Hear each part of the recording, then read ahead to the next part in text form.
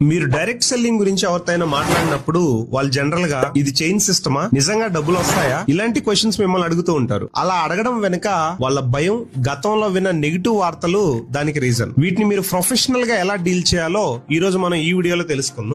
ఇది చైన్ సిస్టమా అని అడిగినప్పుడు మీరు ఇలా సమాధానం చెప్పొచ్చు వాళ్ళకి. ఫస్ట్ డిఫరెన్స్ ని ఎక్స్ప్లెయిన్ చేయండి. చైన్ సిస్టమ్ లో కేవలం మనుషులు చేరితేనే డబ్బులు వస్తాయి, కానీ డైరెక్ట్ సెల్లింగ్ లో ప్రొడక్ట్ అమ్మడం ద్వారా టర్న్ ఓవర్ జరుగుతుంది. ఇది ఒక ట్రెడిషనల్ బిజినెస్ లాంటిదే, కాకపోతే ఇక్కడ అడ్వర్టైజింగ్ ఖర్చుల్ని మనకి కమిషన్ గా ఇస్తారు. ఎగ్జాంపుల్ గా కార్పొరేట్ ఆఫీసెస్ ని మనం గమనిస్తే ఏ ఆఫీస్ లో చూసినా పైన ఒక బాస్ ఉంటారు, కింద మేనేజర్లు ఉంటారు, వాళ్ళ కింద స్టాఫ్ ఉంటారు. అది కూడా ఒక స్ట్రక్చరే కదా. ఇక్కడ మనం ఒక సొంత టీమ్ ని బిల్డ్ చేసుకుంటాం అంతే. దాన్ని చైన్ సిస్టమ్ అంటే ఎలా చెప్పండి? ఈ విధంగా మీరు ఆన్సర్ చేయాలి. రెండోది, నిజంగా డబ్బులు వస్తాయా అని అడిగినప్పుడు ఇక్కడ మీరు గాల్లో మాటలు చెప్పకుండా వాస్తవాలు చూపించండి. ఫస్ట్ మీ జర్నీ గురించి చెప్పండి. నేను గత 6 నెలల నుంచి పనిచేస్తున్నాను, లేదా గత 3 నెలల నుంచి పనిచేస్తున్నాను. మీరు నేర్చుకున్న స్కిల్ గురించి, మీకు వస్తున్నటువంటి చిన్నపాటి ఆదాయం గురించి గానీ, మీరు ఆ బిజినెస్ లో ఎలాంటి ఫ్యూచర్ ని చూసారనే దాని గురించి జెన్యూన్ గా మాట్లాడండి. సిస్టమ్ గురించి ఎక్స్ప్లెయిన్ చేయండి. ఇది ఒక లాటరీ కాదు, ఇక్కడ వర్క్ చేస్తేనే డబ్బులు వస్తాయి, ఎంత టర్న్ ఓవర్ జరిగితే అంత ఆదాయం వస్తుందని నిజాయితీగా చెప్పండి. దానికి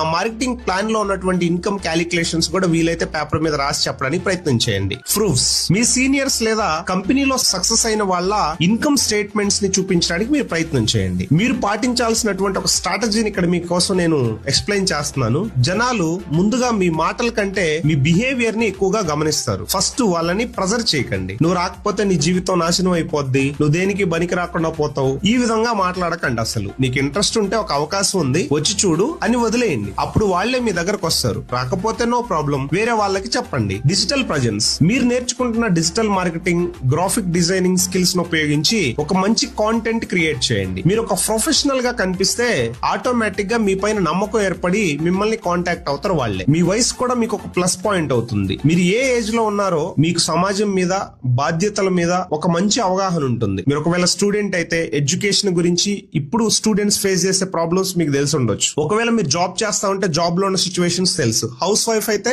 హౌస్ వైఫ్ సిచ్యువేషన్స్ మీకు తెలుసు. కాబట్టి మీ ఏజ్ గ్రూప్ వాళ్ళతో రిలేట్ చేస్తూ వాళ్ళతో మాట్లాడినప్పుడు